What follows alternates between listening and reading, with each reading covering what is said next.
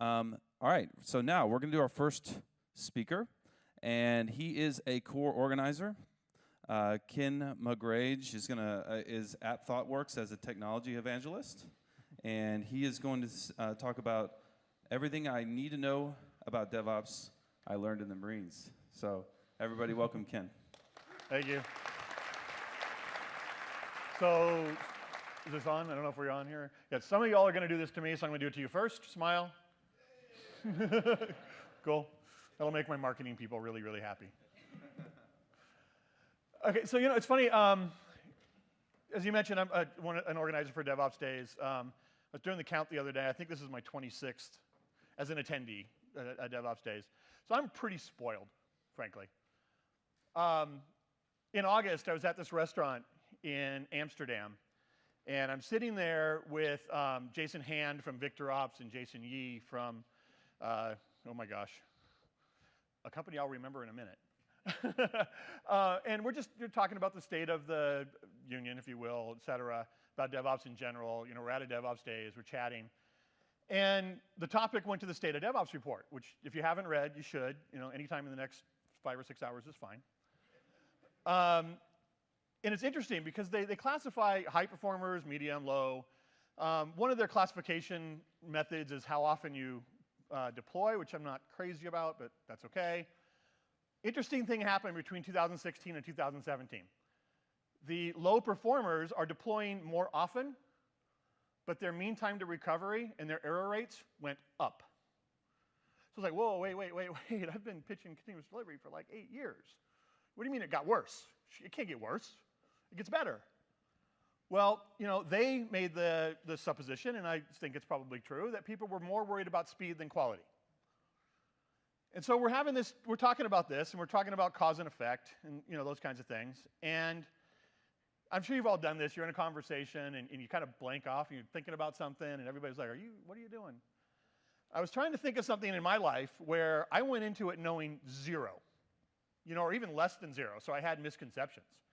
And came out with a skill that was like, wow, I didn't know I could do that. That's pretty cool. And so, I didn't do this. I got a low performance thing. So I said to them, to the Jasons, hey, what do you think about this for a talk title? And went through some of the ideas, and it was literally on the spot. And they're like, ooh, that might make sense. So let's talk about that. I wrote the abstract the next day and submitted it to Dallas. So thanks for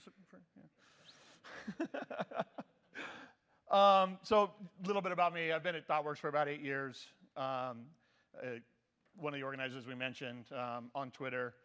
Nobody can spell my name, so I copied Pete Cheslock and got a WTF domain that goes to my blog that I update once a quarter, whether it needs it or not. Now, serious note. This is about things I learned in the Marines. You're going to see imagery that is Marine Corps boot camp, et cetera. There are no combat images. There are no sounds. There's no guns. There's no explosions. There's no whatever. Okay? We have people in this room that are combat veterans. If this is going to affect you, I won't be insulted if you need to excuse yourself. But I do want to warn you. If you do suffer from PTSD, there's lots of help. Okay? That's it. How many people are under 32 years of age? I don't like any of you.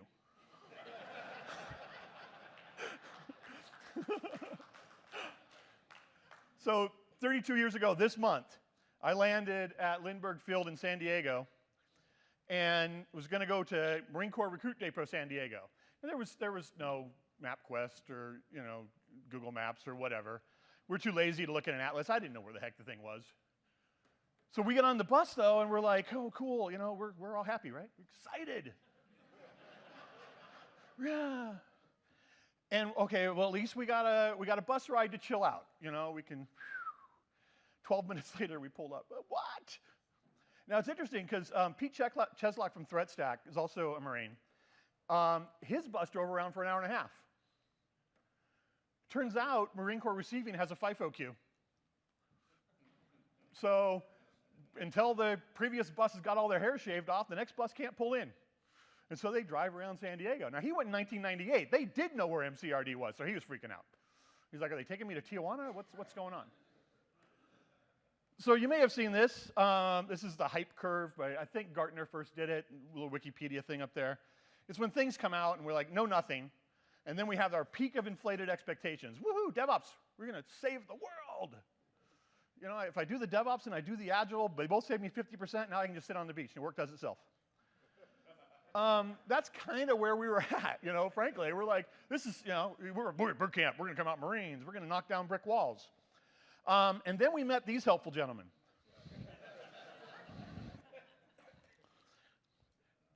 They are very helpful. They're not terribly friendly. Another interesting thing, I'm curious for any Marines here afterwards how much this has changed, because I went to boot camp, you know, we're doing carving stones. Pete said they're not allowed to swear at you anymore. They have really, really inventive ways to not swear. But they definitely still do this. I should mention, this is a Devops Anti-Pattern. Okay? There's things I learned here that I think are going to apply. Please don't do this in your organization. It would not be fun. But we're like, okay, now we're, but that's okay. They gave us a spa day. Yeah, okay. Now, I also want to highlight, because like I have a coworker here that was in the military, sort of. My experiences with the Marines, but I know there's other people here from different branches, and I want to acknowledge that everybody had their own challenges. Yeah. You know. Now, my understanding is that Air Force, they don't get all the HBOs anymore. So, you know, anyway. But we're pretty much, we're this person. They're shaving our heads. They're making us, you know, okay, hold your belt in your left hand. Now put it on. I mean, it's lowest common denominator. Wow. And so, hype curve, trough of disillusionment. Oh my gosh, what did I do? I've been here, you know, we thought it'd been hours. They told us later the entire processing takes less than 1 hour. From, you know, haircut to changing your clothes to putting stuff in, valuables, and, you know, et cetera, et cetera. So we're definitely in the trough of disillusionment. We have no idea why we made the decision that we made. And then we start doing things. And we start doing things that at the time make no sense. You know, it's like, why, what? Why are we doing this thing? I mean, now you're just brainwashing, which is a little bit of truth to that. But, okay. We're doing some really specific things. One of them was the way we were allowed to be still. So this is a squad bay. Those are racks. They're not beds. We'll get into that. Those gentlemen are sitting, you know, cross-legged, sucked up, sitting up straight, you know, et cetera, on a concrete floor. That's called the classroom. There's a lot of instruction that happens in the classroom. Try this sometime. Sit like that on a concrete floor. Parts of you start to hurt that you really don't want to hurt. And we're like, why do we have to sit like this? Why can't we? I mean, there's plenty of room, you know, but no, you shall sit like this. If you weren't sitting like this and you weren't moving, you were on one knee or you were standing. Okay, but there was no sitting with your feet out in front of you. Those were the 3 positions, period. They have a way of enforcing behaviors in boot camp, and I think this is true for all of them. If you're unable to do this, they figure it's because you haven't had enough exercise. And so they find ways to say, well, okay, well, we can work on that. We have nice sand pits outside, and we're going to go do sit-ups in sand. They're pretty good at that. They like that a lot. Okay, so one of the things that I'm really pretty well known for among those that know me is I'm a kind of a stickler for language. So like I do this talk, it's not CD if you can't deploy right now, and it just means that, you know, if you don't have a system that you can go to and you can push a button right now, you're not doing continuous delivery. Okay? You might have really good automated build and test and everything, but you're not doing continuous delivery. That's okay, but words matter.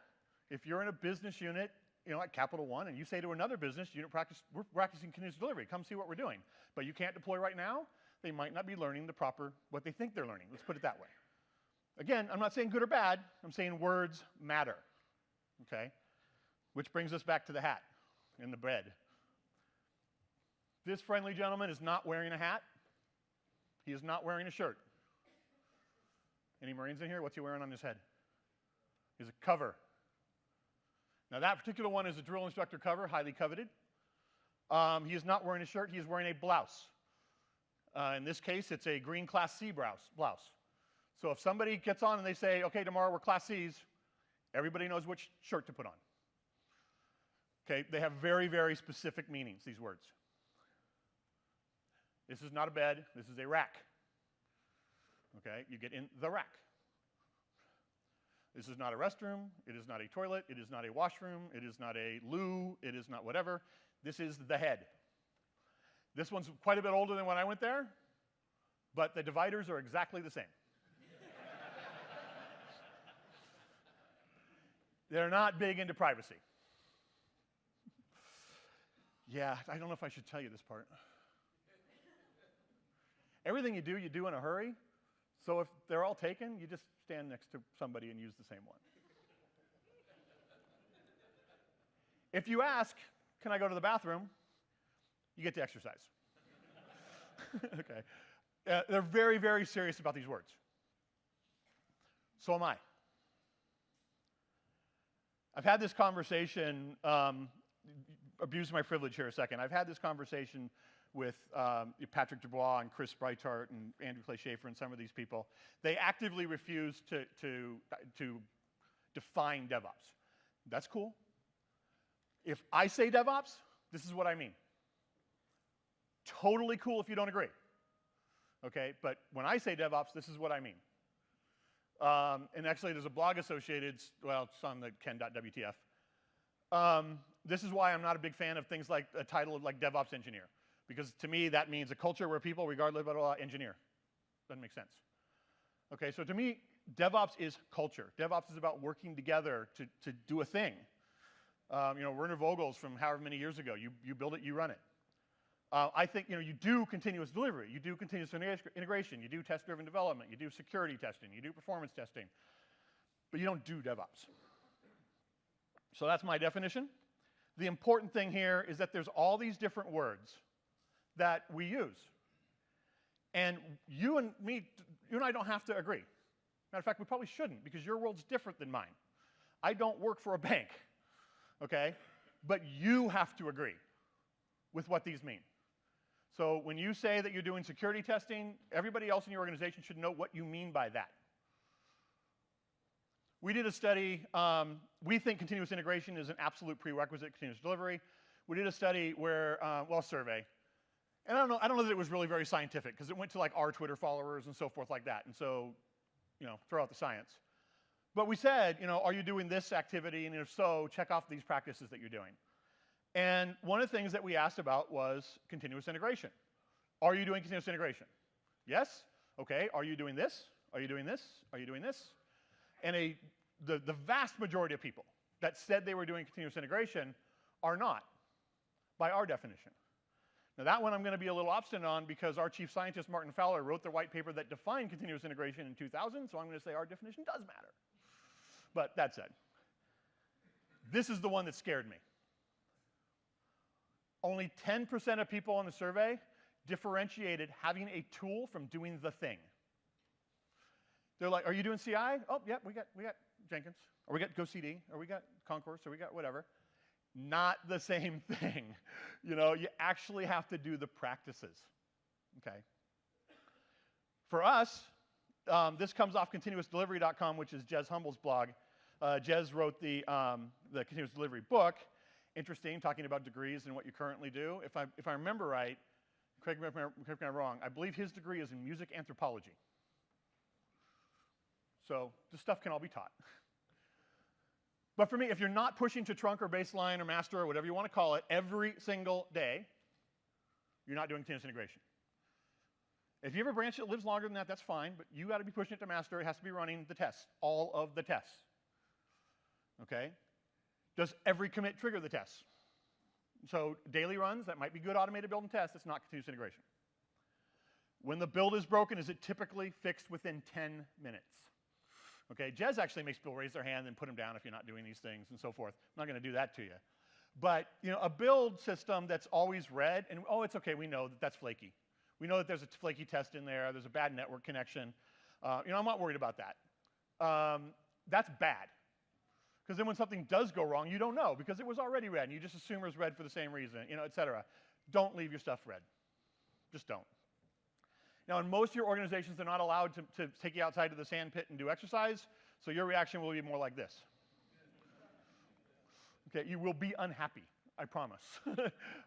If you do the good CI practices up front, you do good testing, the basics, then everything else gets better. Okay, so looping back around.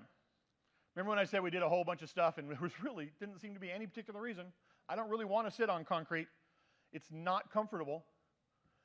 Okay, kneeling isn't always fun. Now, I admit I was lucky. I'm not sure if it's still the same, but when I went to boot camp, if you lived west of the Mississippi, you went to San Diego. They call us Hollywood Marines. If you lived east of the Mississippi, you went to Parris Island. Parris Island had sand fleas. So they're kneeling in sand fleas. But you're sitting, you're kneeling and standing. And again, who knows why? Here's why. In week 6 or 7, you get to the rifle range. And you find out that the 3 most often used shooting positions are sitting, kneeling, and standing. But you've been sitting on concrete for 6 months, so your butt doesn't hurt anymore. It's easy. Now, if you notice this young lady, and you look off to her right, you see the 200? She is shooting sitting, no braces, no sandbags, no nothing else, iron sights, although 2 years ago I think they got low-powered scopes. It was iron sights until 2 years ago. From 300 yards. So you shoot 20 shots from 200 yards, 20 shots from 300 yards, 10 shots from 500 yards. Again, they're not using low-powered scope now, but it was always iron sights. If you can't pass this, you don't graduate boot camp. So anyone in here that shoots, those are real distances. I mean, 500 yards is prone. You get to lay down for that, but there's still no sandbags or anything. If she had not been sitting on concrete for several weeks, she would not be able to hold that position in any kind of stable platform. But now she can. I can stand for hours. I can kneel for hours. Okay? Because we got that habit and we've broken it in and woohoo. So you get there and you learn those are the shooting positions, like, oh cool, we're going to shoot now. Now, when I got to boot camp, I had never fired a firearm. Not once. BB gun, okay, but never anything with any kind of powder in it. And so we're like, woohoo, we get to shoot now. And they sat us down in something that looks a lot like this.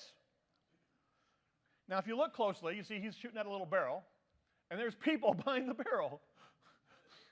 Doesn't seem very safe. He's not shooting. For a week, you do what's called snap in. There's a big rubber plug in the weapon. I almost called it a gun. That'll get you extra exercise. That is not a gun. That is a weapon or a rifle. I'm not going to do the song they did in Full Metal Jacket, but they do the song they did in Full Metal Jacket. You're snapping in, which means that you're practicing. So there's a thing called brass, breathe, relax, aim, squeeze, shoot. And you're practicing, lining up your sights and pulling the trigger in a smooth, controlled manner for a week. But what's funny is, I was using M16A2. I think they're now at M16A4. It doesn't kick at all.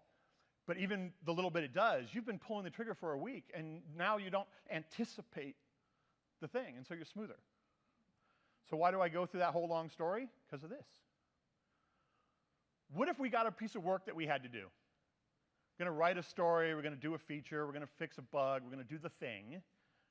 And we sit down and we're like, okay, I got to fix the thing. Okay, write a test. And then start writing some code. Oops, sorry. Then start writing some code. And then run the tests. And the test pass, okay, commit to trunk. Now my whole pipeline's going to run on it. The purpose of a continuous delivery pipeline is to kill a release candidate. Full stop. You cannot prove a thing is good. You can absolutely prove it's bad.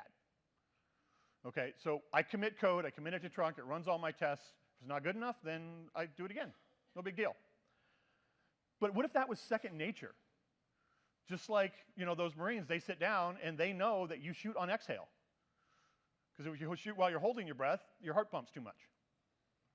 It's habits, okay? And if we have these, if these are habits, if this is just the way we write code, then we don't have to measure test coverage anymore, which is a horrible metric.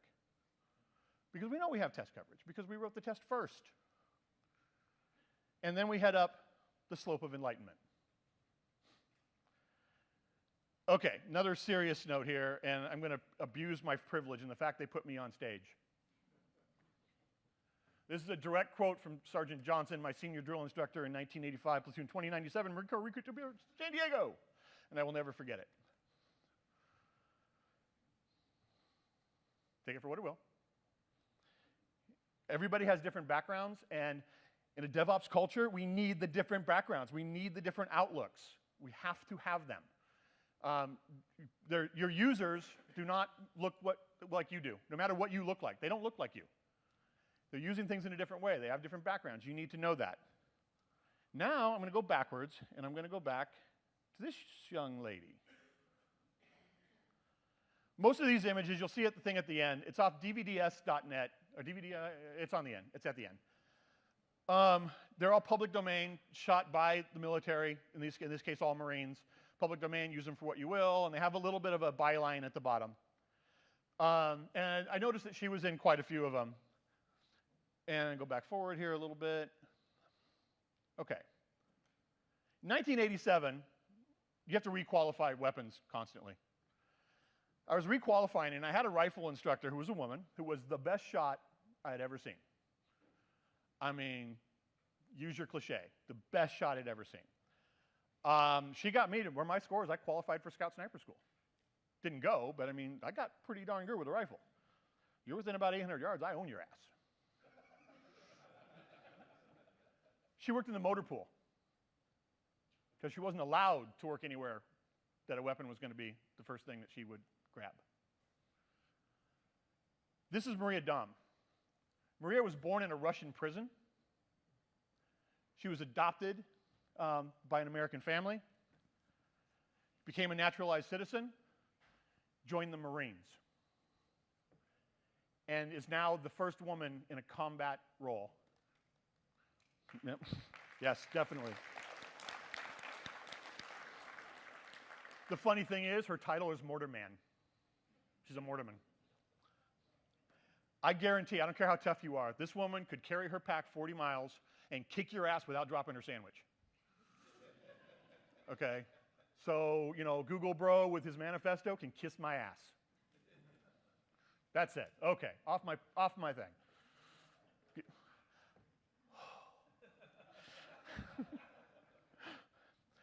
They moved my talk, wasn't originally the keynote, and it got 10 minutes longer, and I'm like, ooh, I get to rant.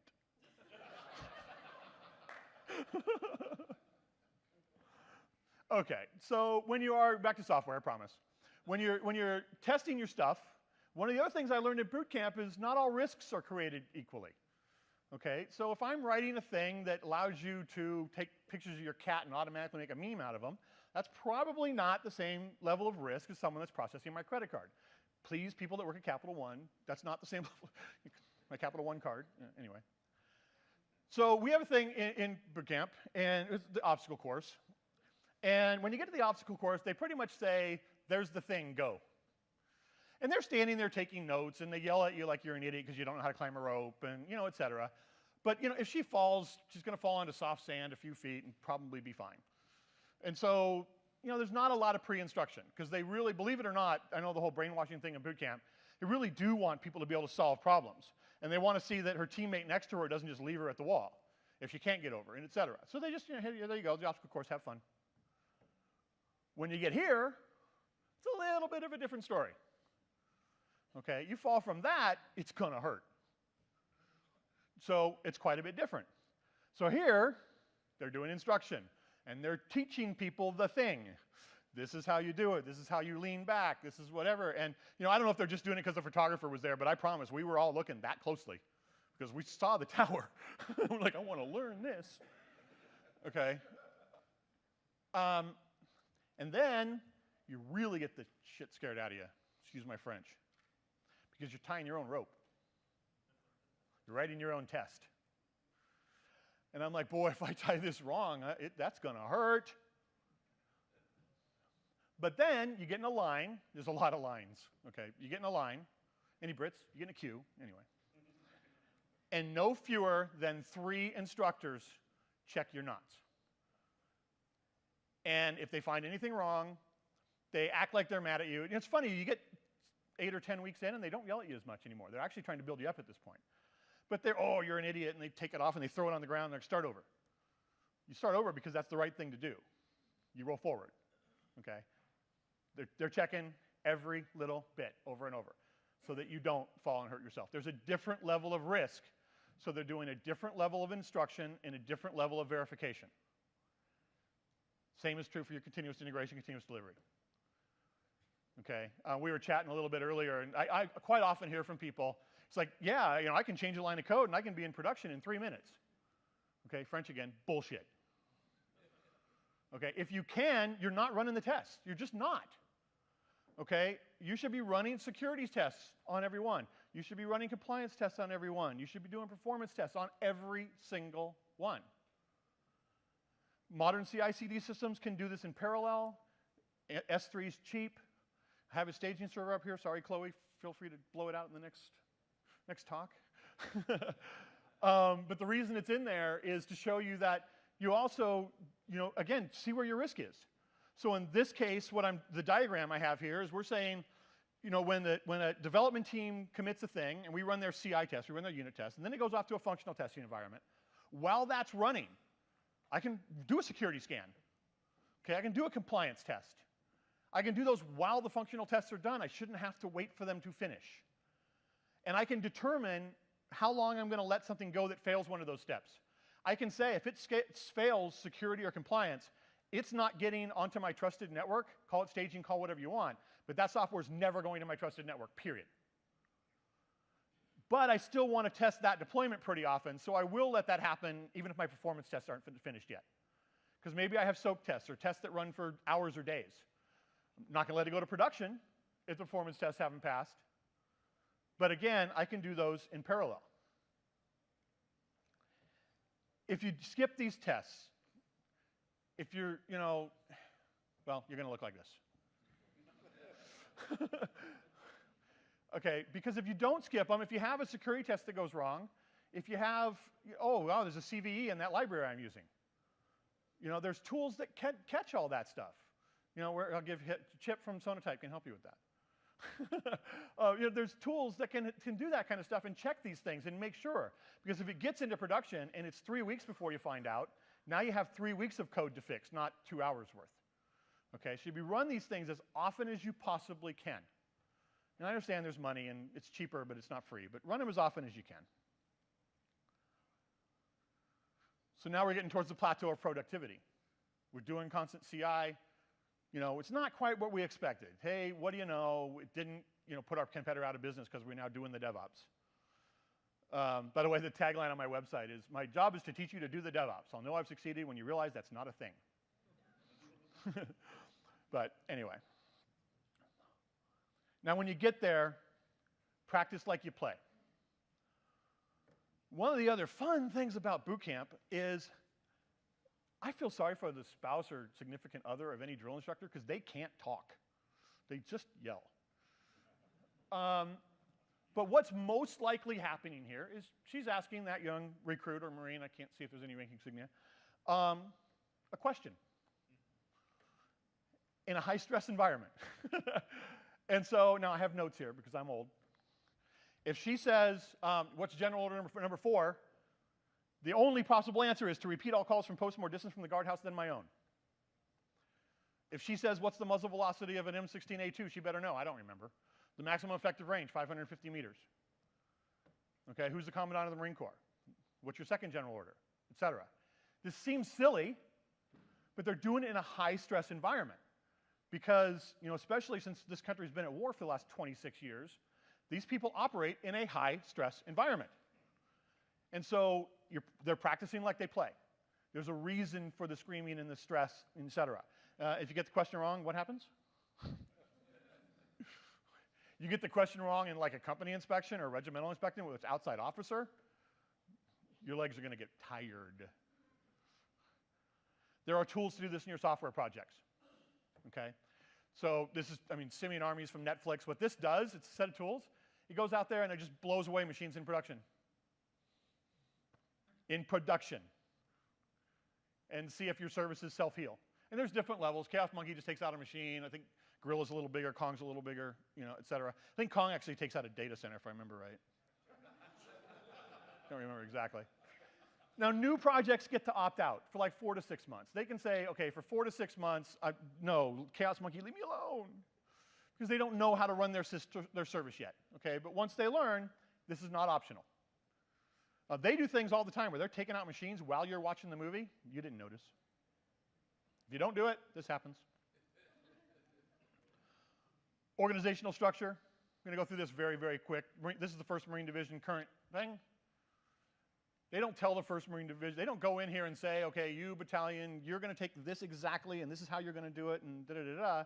From this map of Iwo Jima, they said, you take white, you take brown 2, you take purple. How? I don't give a fuck. Again, excuse my language.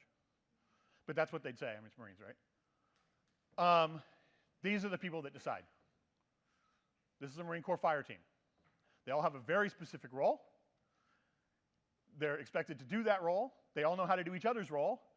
They're the ones that are told, okay, at this level, your objective is that tree. Don't care how you get there. This is a quote from General Smith in Iwo Jima, and I don't want to make light of Iwo Jima. A whole lot of people had a whole lot of problems there. But same as in our organization, we were telling a story in the green room earlier. I have a very good friend of mine who wasn't interested in learning anything new, and he's been out of work for 18 months. Okay. I don't think Deming actually said this, by the way. It's as often quoted to Deming. I wish John was still here because I could say, did he actually say this? But it is true. Okay, so your organizations are going to change. Your skill sets are going to change. DevOps isn't going to put anybody out of a job. No one's going to get automated out of a job.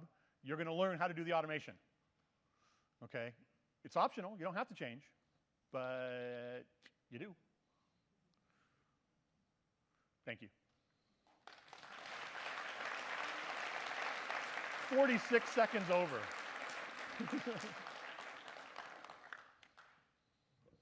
Thank you so much, Ken. That was awesome. That was really awesome. I don't know if we're doing questions or not. No. Oh, do you want to? No, I didn't know what I didn't know. We have a few minutes for questions. We are actually ahead of schedule right now. Does anybody have any questions for Ken? I can't shoot anymore. Okay. Nope. Oh, we got a question. Oh, yeah. Security test. Uh-huh. Can you just elaborate on that, what you're talking about? No, but Franklin will later. It depends on what you're doing. It's all the things. The project I'm most closely associated with is JRuby, and so they run, it's as easy as Breakman to say, I'm using a gem that has a known vulnerability. Yeah, no, you're not allowed to do that. Checking for secrets. ThoughtWorks wrote an open source tool called Talisman that's a pre-push hook that when you do a push, it won't even let you push. It'll say, no, that looks like a secret. Those kinds of things. OWASP tools are very, very popular. Now, don't get me wrong. I'm not a person that says automate all the things. Okay, so we still need the person who sits in the dark room and hacks the system. Okay, that's out of band, but we still need those people that have that skill set. You can't automate all the stuff, I don't think, around security and stuff. And exploratory testing, QA people, you are not out of a job. They're just taking away the boring parts. You don't have to do the same click, click, run path 10 times. Yeah. But it really very much depends on your situation. Are you requiring the passwords the way you think you are? If you're supposed to put in a password 3 times and then lock it, is it really locking? I worked on a system once that had that rule, but it never actually locked. And somebody brute forced it. Just the things. But I think Franklin's speaking about that later in more detail. And I'm not an expert. That's Franklin. We have time for 1 or 2 more. I saw one right here. Yeah.